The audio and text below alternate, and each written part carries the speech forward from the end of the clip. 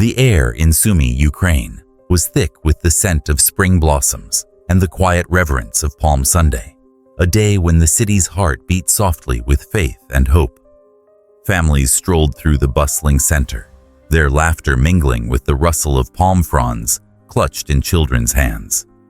The university, a proud beacon of knowledge with its ivy-clad walls, stood as a testament to dreams forged in a land that refused to bow. But in an instant, the world shattered. A Russian ballistic missile tore through the sky, a harbinger of death that didn't discriminate. It slammed into the university's heart, reducing classrooms to rubble, silencing lectures mid-sentence, and snuffing out 34 lives in a heartbeat. Moments later, a second missile detonated above the street, its explosion a cruel encore that ripped through the crowd below, turning a sacred day into a nightmare. The ground trembled as screams replaced laughter. Smoke curled upward, a grim shroud over Sumy's soul. The university, once a sanctuary for young minds, now cradled broken bodies, students, professors, dreamers, buried under debris that reeked of scorched metal and lost futures. On the street, the wounded staggered, their faces etched with disbelief, palms still clutching those fronds, now stained with blood. 34 families would never be whole again. Mothers, fathers, siblings, friends, each name a story erased by a faceless enemy's wrath. Across the city, a voice rose, raw and resolute, speaking for a nation battered but unbowed. Condolences poured forth, not as platitudes, but as a vow. "We mourn," it declared, "but we will not break." This was no random act of war. It was a calculated strike against innocence, a middle finger to humanity itself. In America, we know this kind of gut punch. We've felt it in our own streets, our own schools, when evil decides to flex its muscle. Sumy's pain is a mirror, reflecting the cost of unchecked power, the kind that laughs while cities burn. The missiles weren't just steel and fire. They were Russia's message to the world: bow or bleed. But Sumy didn't kneel. Even as the dust settled, its people stood tall, their grief a quiet rebellion against tyranny. For every life stolen, a spark of defiance flickered brighter, a reminder that freedom's price is paid in courage. This is the story of a city under siege, a people who refuse to let their spirit be crushed, and a fight that echoes in every American heart that ever dared to stand against injustice. The dust hadn't yet settled in Sumy's shattered streets when the wail of sirens carved through the chaos, a desperate hymn for the living. Beneath the wreckage of the university and the blood-slicked pavement, 117 souls clung to life, their bodies broken but their spirits defiant. Among them, a girl, born in 2025, barely old enough to know the world, lay cradled in her mother's arms, her tiny chest rising faintly, a fragile thread tethering her to tomorrow. Children, fathers, grandmothers, all bore the scars of a war they didn't choose, their cries weaving a tapestry of anguish that hung heavy over the city. But Sumy's heart, though wounded, refused to stop beating. Doctors and nurses flooded the scene, their white coats stained with the grit of a battlefield hospital. Under a sky still choking on smoke, they worked with a fury born of love, stitching wounds, setting bones, whispering hope to the terrified. Paramedics darted through the rubble, their hands steady even as their eyes betrayed the weight of what they'd seen. A young medic, Olena, knelt beside a teenager trapped under a fallen beam, her voice soft but unyielding. "You're going home today, I promise." Every second was a race against death. Every life saved a middle finger to the missile's cruel intent. Rescue workers, faces masked in soot, clawed through debris with bare hands, pulling survivors into the light, their sweat mingling with tears for those they couldn't reach in time. In the hospitals, corridors buzzed with controlled chaos. Gurneys rattled past walls pocked by years of war, carrying the wounded to operating rooms where surgeons fought battles no one should have to win. A doctor, grizzled and sleepless, paused to wipe blood from a child's forehead, his hands trembling not from fear, but from rage at a world that let this happen. Outside, volunteers poured in, ordinary Ukrainians who'd seen too much death to stand idle. They brought blankets, water, their own calloused hands, anything to hold back the tide of loss. This was Sumi's pulse, not just survival, but solidarity, a refusal to let despair claim even one more soul. Across the ocean, America watches, our hearts twisting with a familiar ache. We've seen our own heroes, first responders, doctors, neighbors, run toward the fire when the world falls apart. Sumi's fight is ours too, a reminder of what happens when power swings its fist at the innocent. That little girl born in 2025 could be any of our daughters, her future hanging on the courage of those who refuse to quit. This isn't just a war, it's a test of humanity. And Sumi's answer is loud. We will not break. As the city binds its wounds, it dares the world to look away, to ignore the cost of silence when tyrants grow bold. Every bandage, every saved life is a declaration. Freedom doesn't just endure, it fights back, fierce and unrelenting. As Sumi's doctors stitched life back into the broken and its people cradled their wounded, a cry of fury rose from the city's bloodied streets, echoing far beyond Ukraine's borders. The voice that spoke for Sumi, raw, unyielding, branded the attackers as utterly depraved scum, a condemnation that cut through the haze of war like a blade. This wasn't just grief, it was a reckoning, a demand for the world to see the truth. Russia's missiles didn't just strike a university or a street, they struck at the very idea of humanity. And the world, for a moment, listened. From the grand halls of Paris, London, and Berlin, leaders stepped forward, their voices heavy with sorrow and resolve. France's president called it a crime against innocence. His words, a vow to stand with Ukraine. The UK's prime minister, voice cracking, spoke of Sumi's children as if they were his own. Germany's chancellor, ever measured, let anger seep through her restraint, promising accountability. Across the Baltic, Lithuania, Latvia, Estonia, flags dipped in solidarity, their leaders' statements a chorus of defiance against a bully they'd long known. Denmark, Finland, Poland, the EU's towering figures, all joined the outcry. Their condolences, not mere words, but a pledge to remember. From Croatia's sunlit coast to Bulgaria's rugged hills, from Moldova's quiet resolve to the Netherlands' steady hand, leaders spoke as one. Slovakia's president and Sweden's prime minister added their names to a growing roll call of outrage, each voice a brick in a wall against tyranny. In Sumi, these words drifted through hospital radios and cracked phone screens, a faint light for those still pulling bodies from the rubble. Olena, the medic, paused mid-stitch, her hands steadying as she heard of global support, a reminder that Sumi wasn't alone.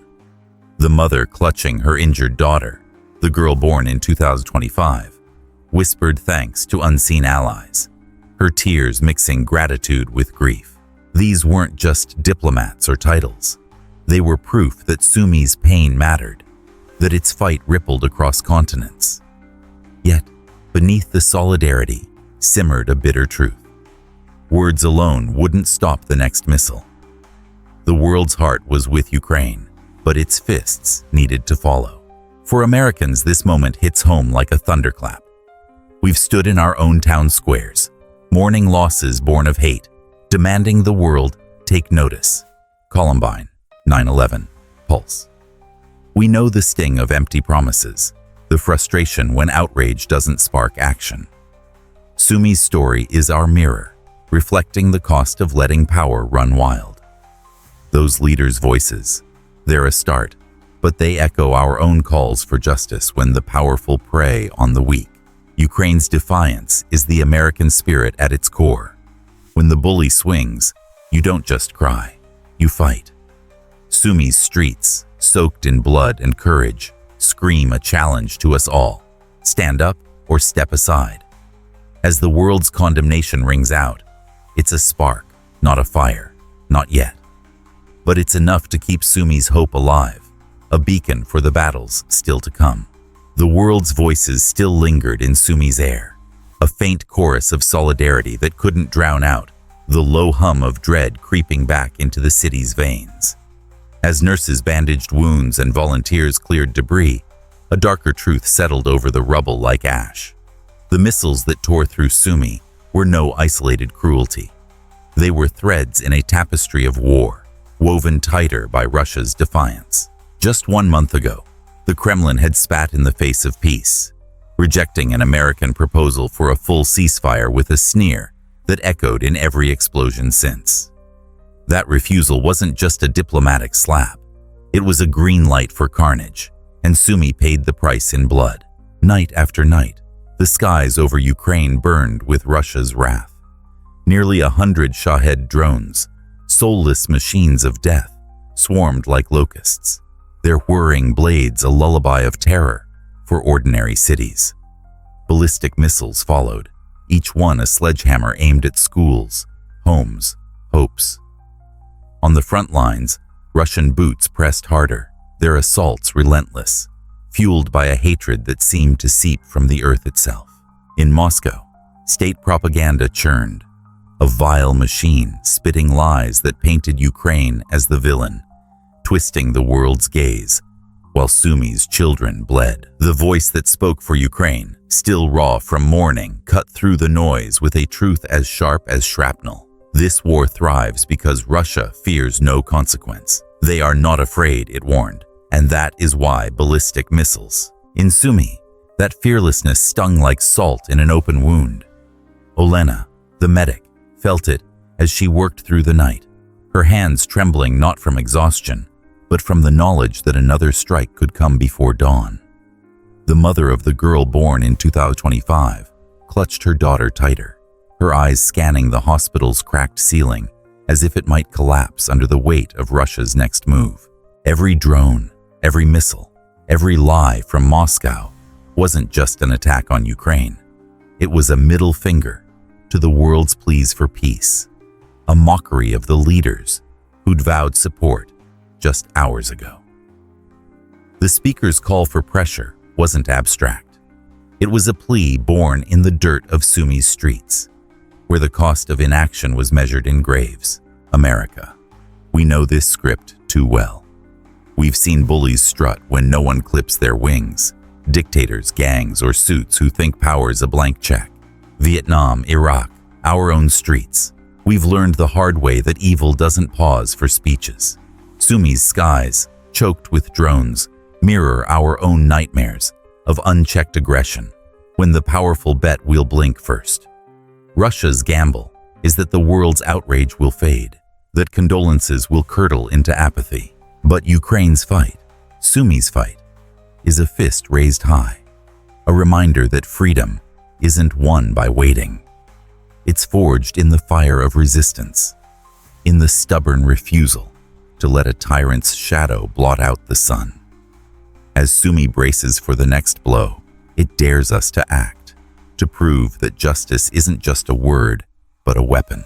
The shadow of Russia's drones still loomed over Sumi, a grim reminder that war's hunger never sleeps. But in the city's scarred heart, a fiercer fire burned, one of unbreakable will.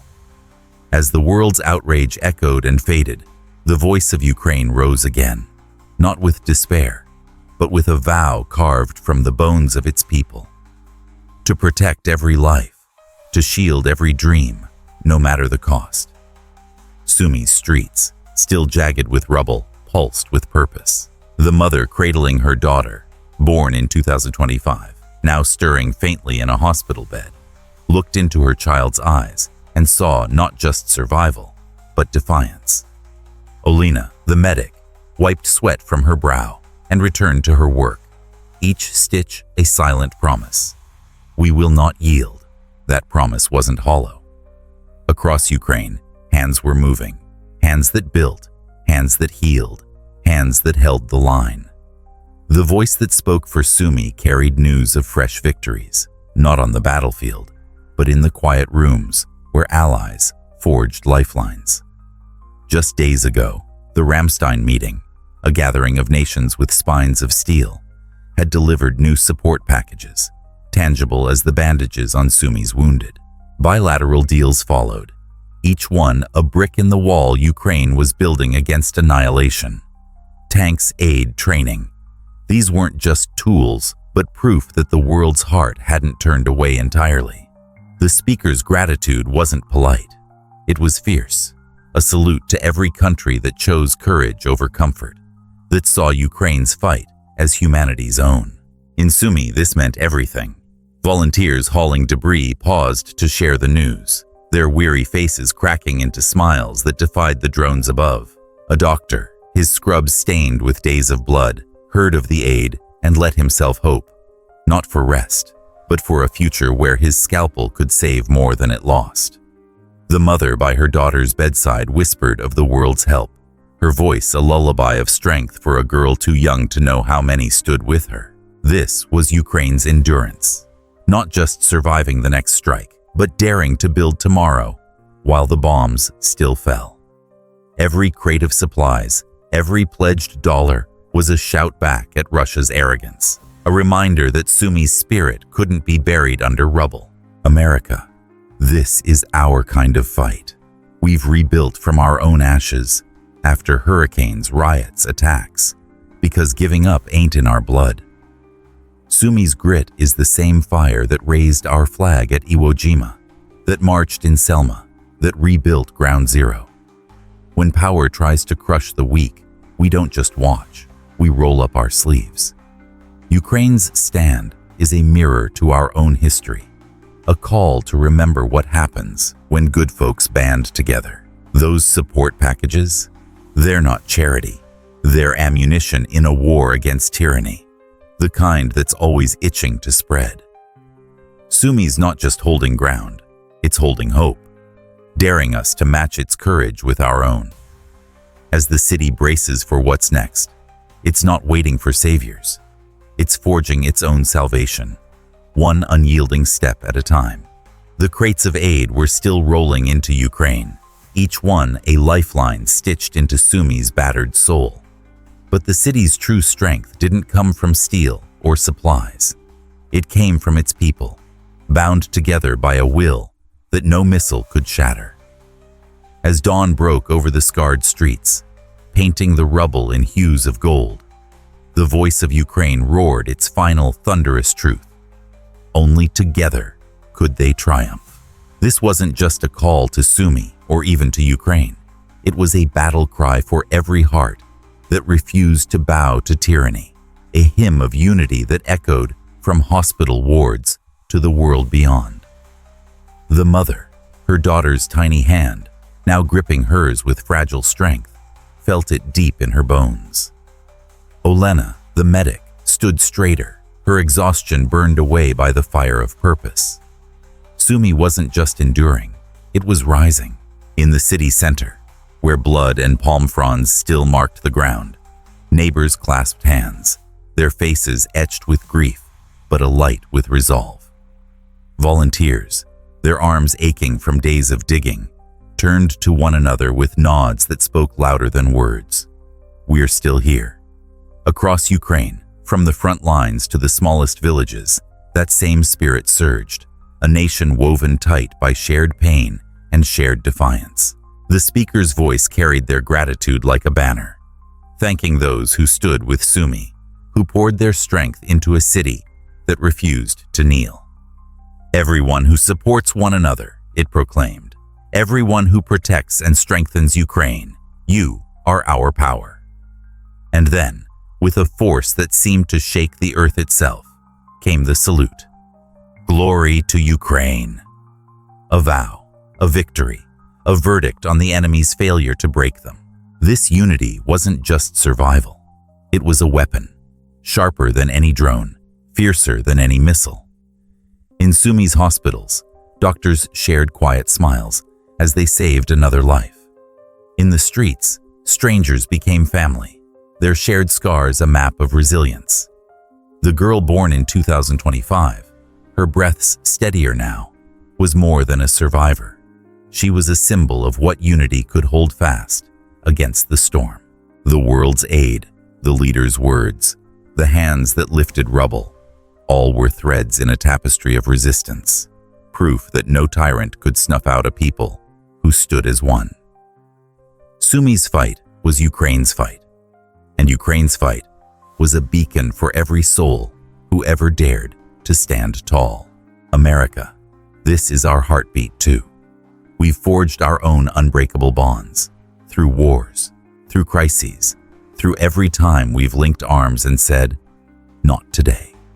From the Minutemen to the March on Washington, we know that unity is the fist that cracks the oppressor's jaw. Sumi's stand is our own, a reminder that injustice only wins when we let it divide us. That mother, that medic, that city, they're not just fighting for Ukraine. They're fighting for the idea that power belongs to the people, not the bullies who wield it. As Sumi rises, it calls us to our own truth. When we stand together, no force on earth can tear us down. Glory to Ukraine isn't just their cry, it's ours, a challenge to live up to the fire in our own blood. This saga of Sumi proves one searing truth. When power seeks to crush, unity is the shield that holds fast. The city's scars tell a story of grief, but its spirit screams of triumph. A people who, together, turned pain into power. For every American heart that beats for justice, the lesson is clear. Stand shoulder to shoulder, fight like hell, and never let a tyrant's shadow dim your light. That's not just the Ukrainian way. It's the American way, and it's the only path to a world where freedom reigns.